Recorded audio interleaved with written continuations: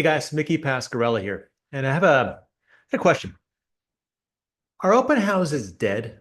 Like open houses, like the way we used to do them as realtors, are they dead or at least dying? Here's a statistic that may surprise you. I know it surprised me. You know that half of all home buyers last year used open houses as a specific strategy to go get into the process and even locate the right house? Half, 50%. That was surprising. Even more surprising, half of those buyers who came through to use an open house as a strategy to get familiar with the inventory and beginning to search for houses, half of them had not picked a real estate pro to help them with the process. Half. So just for perspective, um, 2 million visitors would have, we sold a little over 4 million homes last year in 2024. um, 2 million people would have been in that 50% coming through open houses in terms of business. And that's just one visit. That just assumes that those people only visited one house to go look for homes. So the fact is lots and lots and lots of buyers. You might even say lots, way more than half if each of them visits the open house more than once or an open house more than once or a handful per year, right? It's a lot of visits, 10 or 15 million visits of people coming into open houses using that as part of what they're using to find the right place. Um, so if that's the case, and here's the piece about our open houses dead, um, it may seem like it sometimes because if they weren't dead, why are few agents using them at a high level? I have some ideas, and I'm going to cover that today. So here's the problem with that I see on in over 8,000 coaching calls and 30 or 40 or 50 conversations outside of that per week talking to real estate pros, helping them get better, is here's the way we tend to set these up is that the open house tends to be on the sixth or even seventh workday of the week, right?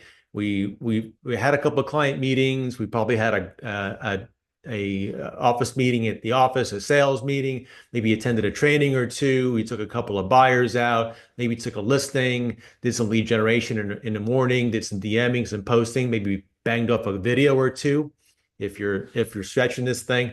And so by the time the regular open house time rolls around, either on a Saturday or usually even a Sunday of the week, it's the sixth or seventh day of the week, right? And we're kind of tired, right? At least I always was. Um, so sixth or seventh day of the week, I've worked in large part all 7 days.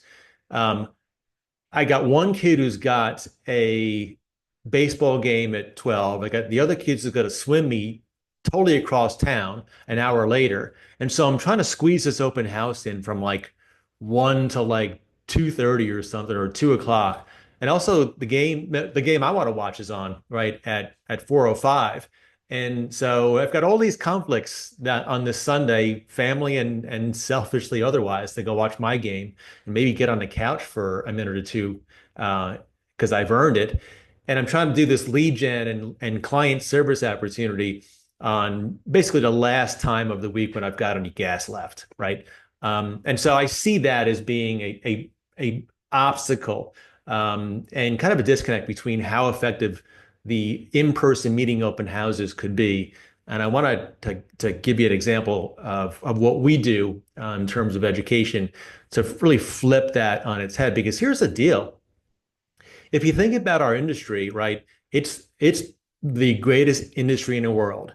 I don't know of any other with the type of power and limitation or lack of limitation there are to wealth achievement and helping people at a super high level with something very important to them and essentially unlimited earnings, right? I mean, it's got it all, right? As they say, right? It's the only place where the thing that real estate doesn't have is a place to go buy it, right? If I wanted to open up, if I wanted to go buy, we're buying little Mickey running our baseball cleats tonight. He needs new cleats for the season, of course. The ones we bought seemingly 3 months ago were too small. We're going to go to Dick's tonight and grab some cleats. We ordered them online, but we're going to go pick them up in person and we're going to try them on, right? Um, he says a seven, we'll see. He's been wrong before, and so have we, right? So we get to go to a store to buy these cleats. Want to go, I'm looking for a new lawnmower. I can go to Lowe's or Home Depot and grab this thing. I grab the handles, take a look at it, look at pricing, check out the blade. I want to see how the charging works with the brand new battery system. And I want to kind of check this thing out, touch it, and feel this lawnmower before I make the purchase. My wife doesn't care, but we would. I would, and maybe you do too. For a house, though, I'm looking to buy a house. There's no house store, right? There's no houses up on shelves at IKEA or Home Depot where I can go pick one off, take a look at it, hold it, maybe test it out, right? And maybe and make a purchase decision. We're not. Really, there is one that's close, and we do, and we call it the open house, right? So how do we do this magical thing where we can actually create a store where people would want to come and experience what living and buying and caring Well, for a house? Here's what we teach in the real estate intensive is we take what's working and we convert it, bend it, adapt it to what we do. And so we use believe it or not, there is an open house model in our industry that really works. It's really only done by new construction agents, right? If you think about a new community sales agent, they're doing open houses at a high level as a job, right? That's what they do. Sure, they run advertising. Sure, they talk to realtors. Sure, they have events. They have giveaways. They've got commission spiffs. They get lots of stuff to attract buyers and realtors to the community. But the foundation of what they do is they're there. They've got this store, right? So kind of envision this. You pull up to an open house community if it's done right, right? And it's landscaped really well, right? And you've got 25 or 50 of those windjammer flags signed out front, and they're all kind of colorful and they're 15 feet tall and they're really attractive. And the place has got a really cool buzz, right? Lots of energy, lots of color, really visible. Pull in, drive up the Yellow Brick Road, right? We've got all a bunch of signage. You got it maybe cobblestone. It's beautiful location. Pulling up, and you pull up right in front of the model home, right? And the model home is up on top of the hill. It's the best lot for sure. It's the corner. It's the biggest. It's the most visible, perfectly landscaped. And there's a parking lot or a spot or two right out front that says new home, prospective new home purchaser only, right? So if you're looking to buy there, you get the spot. You get the number one spot. You get the pole position. So get it all set up. Go inside, meet your buyers inside, or if they're there for a tour. And every room is staged, right? Over the top. You've got even the main bedroom, the second, third, and fourth bedrooms, even the basement, right? Is if it's finished, it's staged up and really done well, over the top. All the plastic fruit you could ever eat. And the game is on, right? The 405 game is playing up on the flat screen, or two or three of them, right? Snacks, refrigerator, cappuccino machine. It's set up nicely. That's the office. That's this new home sales rep's office open house. They're killing it. Why are they there 10 to 5? That's what works, right? So how do we take that model and use it into our advantage in the resale market while not turning ourselves into a new home community employee, right? We talked about this on other videos. One of the reasons we got into real estate sales in the beginning is that I didn't want to have a job. I didn't want to have a boss. I wanted to be self-employed and build my own thing. And so how do I use what new home construction, what builders do with their sales, and use it in my business by not and copy the great and leave with them the not so great. Here's the plan. And so I call this the office reimagined. It's a little bit of a twist on how we do open houses. And here's the thing. We're actually going to pick a house, and there's a four-part process to this, right? We're going to pick a house. We're going to start a location, right? We're going to find the right location that has a lot of the qualities that the new home community house did, the model home, right? We're going to pick a great location. We're going to pick a high traffic location. We're going to pick a really well conditioned home. right? I'm going to pick a home that is conducive to me being there for more than a half hour, an hour, right? It may be vacant. It may be a home that's a flipper and no one lives there. It may be a great house from a seller who's already moved out of state, right? So I'm going to pick one that's got the ability for me to do more than pop in for an hour on Sunday with one sign and wait it out. So I'm gonna scout the location for this special open house really well. I'm packing my bags, right? I'm sort of kind of moving in. I'm gonna bring my snacks. I'm gonna bring if I I'm gonna bring all my tech stuff. I'm gonna be ready to do my work, right? Essentially, I'm gonna do all the work I'd ever do at my normal office days, besides actually going to show somebody another house. That's done after, right? If you do it right, you can set appointments at the open house to go show someone another house.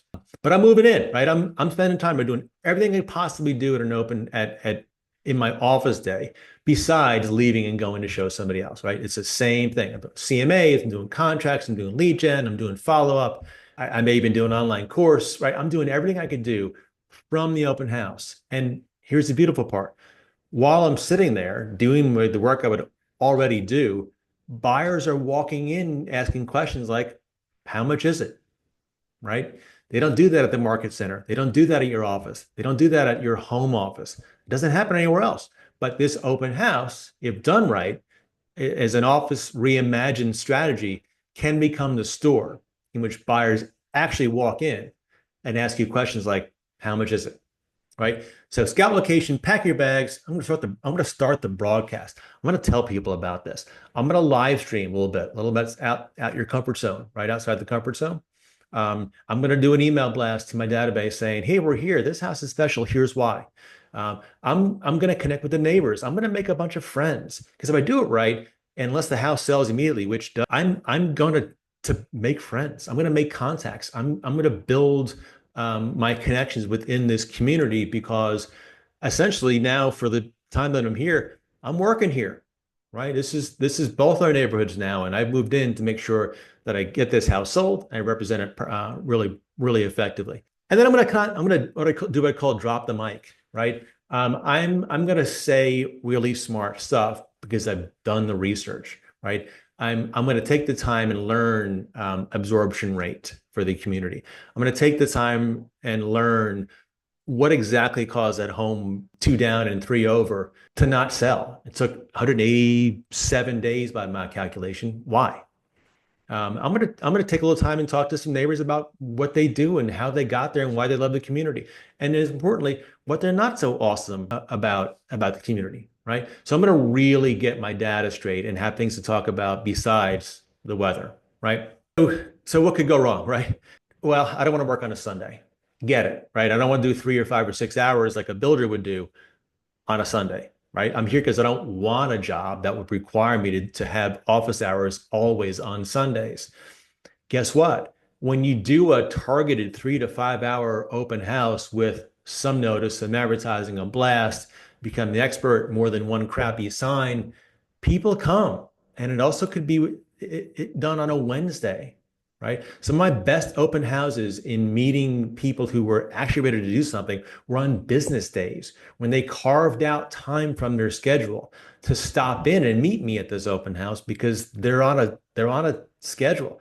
They're moving, right? And they're thrilled that I was there and available to unlock the door and let them in, right? So now that we're committing to do an open house like this at a much higher level, we're also giving ourselves the freedom to not do it the old way, which means it doesn't have to be on a Saturday. It doesn't have to be on a Sunday. It can be on a Wednesday or a Thursday or a Monday, right? And if you do it purposefully, you will get visitors. Here's the deal, right? Here's what happened when I do these open houses. It was a really reliable flow of business. And here's what I mean. For every one open house I would do, I would get a half of a transaction, right? One half of a deal would come to the people that I met through open house opportunities. So essentially, if I did an open house on a Wednesday or a Sunday of a week, my numbers showed that after that week, there was a transaction in the next 90 days somewhere, right? From the people I met then. And I just repeated that over and over and over again. And I didn't do two open houses every week. Sometimes I didn't do any, right? But I did know that if I did a Wednesday or a Saturday, or a Tuesday and a Sunday, or an all day Saturday, right, and just did gangbusters for, God forbid, an 8 hour day at an open house day where I just was open longer than my competition, I would meet enough great individuals and really just find enough people who were like, it's cool you were here today. We don't like this house, but we are going to buy something, and we're not working with anybody. What's it look like to work with you? And so putting in the hours was effective. And again, when I did it that intentionally, right, I could kind of pick my own hours as to when I did them. So let's wrap up, right? So what do we do today? What are we talking about? Well, we essentially talked about looking at the open house strategy as one that has a ton of potential, right? Is at least 2 million, probably closer to 10 or 15 or 20 million visits per year are through open houses, right? 2 million homes, 2 million buyers last year said that they looked at an open house before they bought a house as part of their strategy, whether they bought that one or another house. They're in and out of these opens. And that the problem was that we treated open houses like they were an afterthought, just to give to the seller, and we were tired and we just kind of get it done, right? If we get purposeful about these open houses and mimic who's actually doing these as a major strategy, namely builders, right? And did an open house copying some of the stuff that they did to generate so much business and so much impact, that we could really have something. And so we decided to do the office reimagined, where you make an open house look as much as possible like a new home sales community. And again, when I did this at a high level with my sales team, I would sell one half of a house per day. So two open houses in a given week, or one long open house for a week, equaled one sale. And so it was something that I did for a long time as a very pivotal part of my strategy. So what do you think, right? I'd love to know, because this isn't the only way to do open houses for sure. In the comments below, let me know what else has worked for you in the past for open houses. I tripled my open house activity and attendance by using some of these strategies, and I'd love to know what you've done or are doing or are thinking about doing to do something similar in your businesses. Let me know. Comment below, and I promise to respond. And if nothing else, hope you enjoyed this video, and hope to see you in the next one.